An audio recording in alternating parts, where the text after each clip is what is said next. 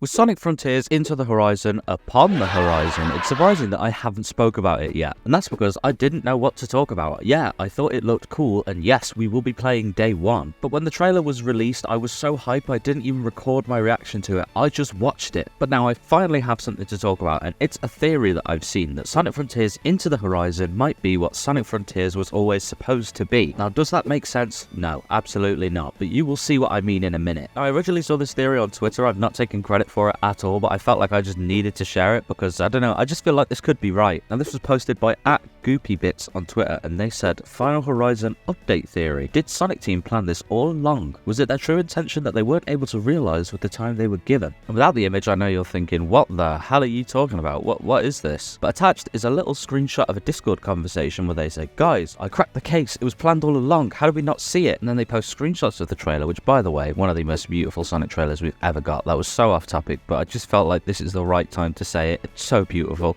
And it says each character is going to be on their respective islands, and each island was built with that character in mind. Think about it. Kronos is the smallest island, equals Amy, who could be slower than the rest of the cast. Ares, lots of mountains, equals Knuckles, who can climb those mountains easily. And Chaos, many death pits separating a bunch of different islands. Tails, who can fly over the pits. Now, I mean, come on.